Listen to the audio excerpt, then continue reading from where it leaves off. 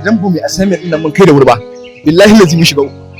Allah wallahi ni yanzu bukata ta shine mu je mu assignment din nan ka gani idan mun gama zai zama haɗu da mutum da ta Allah wallahi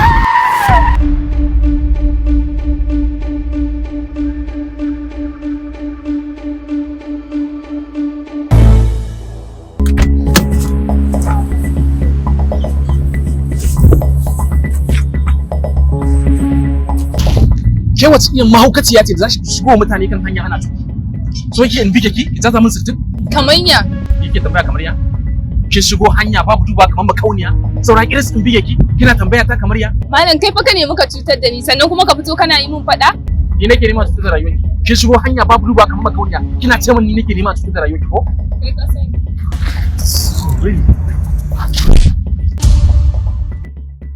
kar ka sake ka taba fuskata domin a dalilinta babu abin da zan iya aikata ba.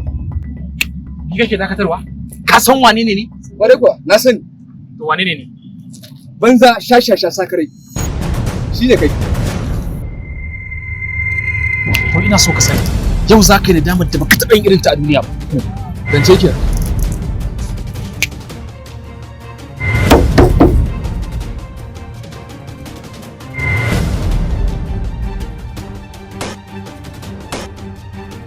This over. This guy.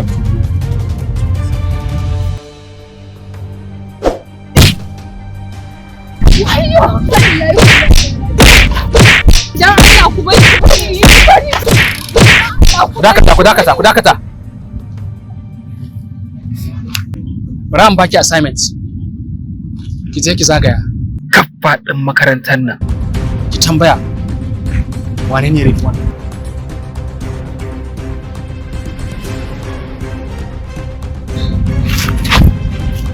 Ina za ka? Ka manta abin da ya maka shekaran jiya? Irin abin da ya faru da kai shekaran jiya nan shine kake kokarin kara maimaitawa? Kai me yake sa kare baka iya control din mind ɗinka? Baka ganin abin da yake faruwa? Ina ruwanka? Cutar da shi. Ina ruwanka to? Wancan bawan Allah macuci ne, mahayinci ne. Ya za mu zuwa musu ido haka? Kai me yasa kake kokarin ka sa kanka a cikin ne matsala ne? Babu ruwanka. Kai, ba ruwanka. Ka dauki kilasin ka mutum. Babu ruwanka.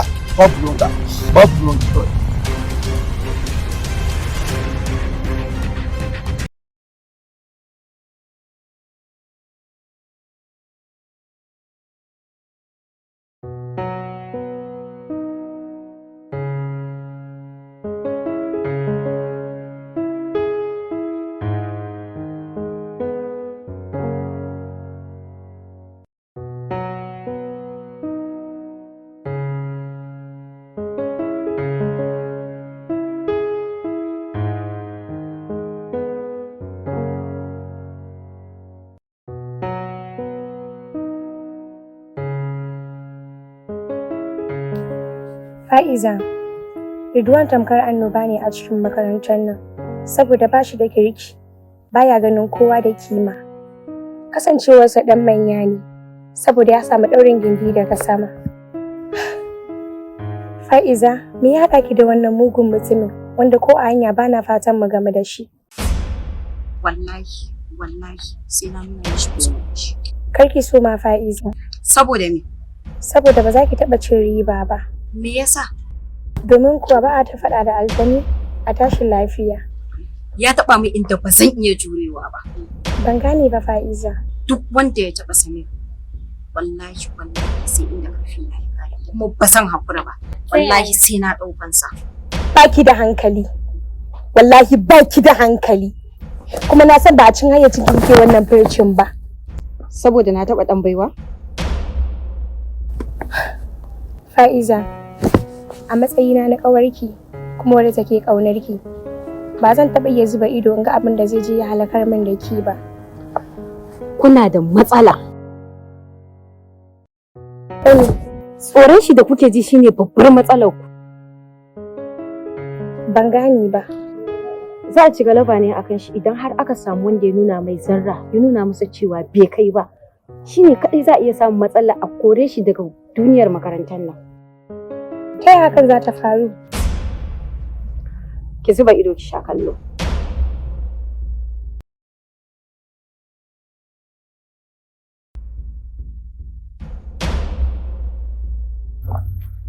Ridwan, wai me yasa ba za ka daina jawa kanka magana ne ba? Sai sanda aka daina raina min hankali. Ai kai kafi karfin a raina maka hankali. Me yasa ba za ka gane wane ne kai a cikin makarantar nan ba? Su ne ya kamata a ce sun gane wane ne. Domin sai sun gane haka, ni kuma zan daina tsawatar musu. Ai kafi karfin su. Dan Allah ka daina haɗa kanka da su. Ba su isa na haɗa kaina da su.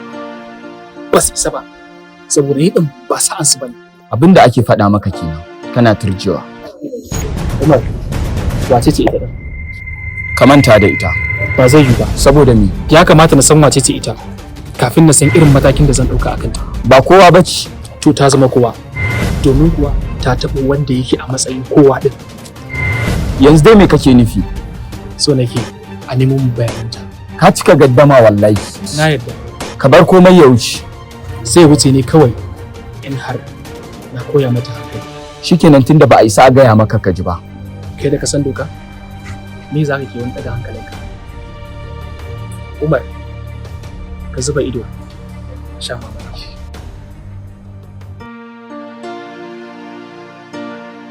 Samir. Na'am Fa'iza na. Ka yi hakuri.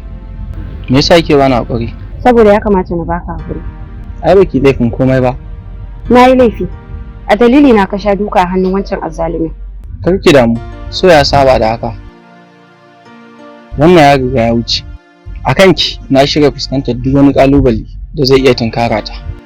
Ba na son a dalili na ka shiga cikin wani hali. Tabbas idan hakan ya faru, ba zan kafartawa kaina ba. Fa'iza, kar ki bari hawaye su zuba akan fuskarki. Saboda haka zai taba min zuciya.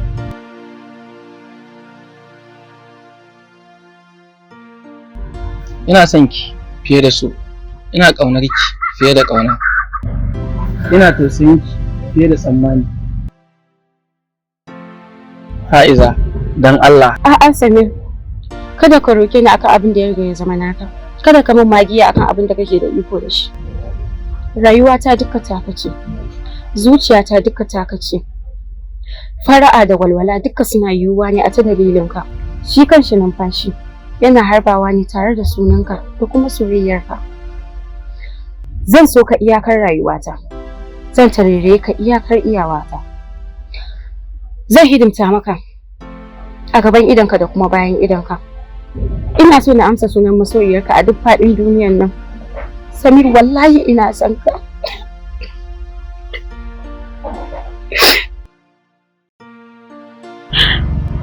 Ba zan yarda a raba ni da kai ba, ko da duniya za ta kyare ni. Ba zan yarda a raba ni da kai ba, ko da kowa zai juya min baya. Don Allah ki daina kuka, ki share hawayenki. Ba zan taɓa buga wata ƴa mace ta samu gurbi a cikin zuciyata ba, face ke Fa'iza. Fa'iza taka ce. Ni Samir naki ne Fa'iza.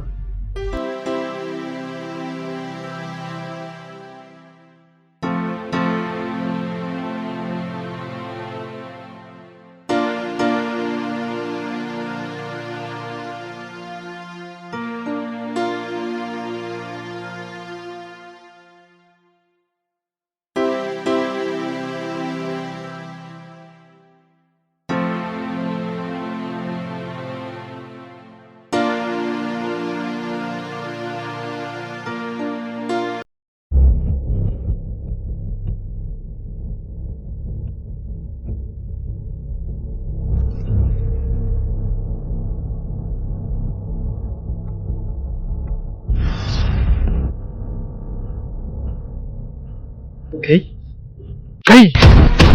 Wane ne ubanka a garin nan? Misalin darajar mutane da da'a. Kai! Dakata. Ka sani in ban kawo ƙarshen ka a garin nan ba, ni ban cika namiji ba. Duk mafarauci sunan shi mafarauci. Ba zai zama gwarzo ba har sai ranar da ya haɗu da zaki.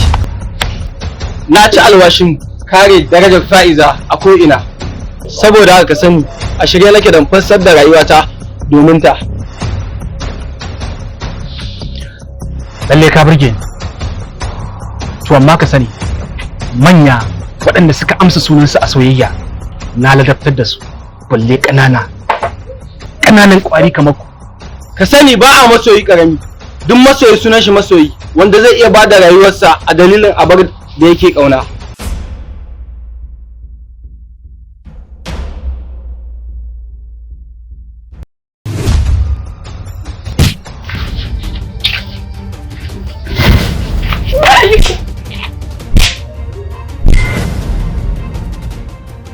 Saura kai! Baka isa mai faɗa da kai ba. Ashe kai matsoraci ne? Kawai bana faɗa da talakawa ne. Da yau na ladabtar da kai kuwa, ko? Kwarai kuwa. Lalle ku da uwarka ta haifi wani. Da yake baka san darajar su ba, shi yasa kake bin su da irin wannan tukuici. Suwa kenan. Manya mana. Ma'ana wanda suka kawo ka duniya.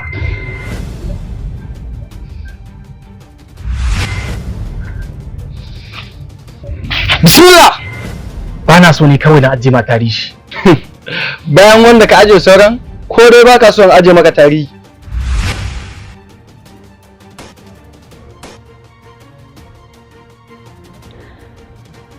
Idan ka isa ka tanka mana, da yau ka gane kuran. Ai za mu sake gauraya ne. Kuma ku sani, haɗuwar mu ba za ta yi kyau ba.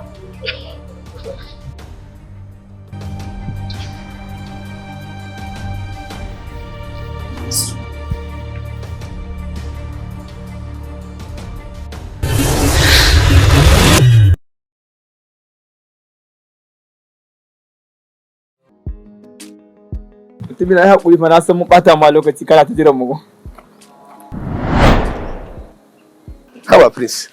Haba Prince, ya za ka ringa zubar mana da mutunci fi sabilillahi. Da rufin asirinka, kana da kuɗin nan ba wai baka da shugudi amma ka dinga sa irin wayannan kayan fi sabilillahi. Kai dai wallahi ka gaya mai kalli fa kalli yadin jikin ka amma kalli na jikinsa. Kin ga dan Allah dakata. Kai ma kai fa ka san waye ni fa. Mu ke ma kin san waye ni. Ka san ba ni da aiki sai sa shaddodi. Me dalilin da yasa na bar shaddodi? Ɗaya daga cikin abin da yasa na bar shaddodi na koma sa yadi saboda rashin quality ɗin shaddodi da kuma ingancin su. Gaba ɗaya ma raina ya ɓaci ma na rasa inda zan je in samu yadi mai inganci. Abokina kenan. Ba kalima bane. Ai yanzu yadda zamani ya koma yanzu akwai bata gari da yawa a kowane harka da ka sani. Ma ka faɗa. Amma in dai kana son yadi mai kargo wanda zaka jima kana sawa babu inda zaka je ka same shi in ba wajen Najash Textile and Bespoke ba. Najash Textile and Bespoke. Mutum na wannan Najashin a ina yake ku? A nan titin haɗe jaro da ke daidai Buhari Shopping Complex kana zuwa nan a nan suke. Kaga sai mu garzaya ka je kai ma ka zaɓa naka. Abin da zai faru kenan. Karfe nawa ne bikin nan ne? Karfe 11:30 ne. Yanzu karfe nawa? Yanzu karfe 10:30. Suna ba ɗinka kun kaya ne? Yawwa na manta ban gaya maka ba. Suna da already made wanda idan ka je ka gani ka ga tsarin ya maka kawai ɗinka maka za a lokacin take ka sa kayanka. Kawai mu garzaya zuwa Najashi din nan. To ai in samu kayan nan ni ma in canza daga can mu karasa zuwa wajen biki. Ko ba haka ban gama. Mu je ko.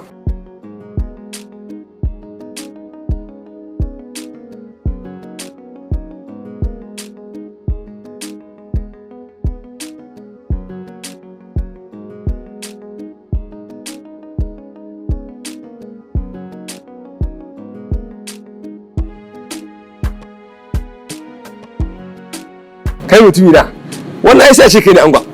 Allah ya shi wani jashi albarka. Amin ya Allah, gashi nan ka fito tsab da kai. Ka gane Josh ba su ne na biyu. In dai akan fabrics ne.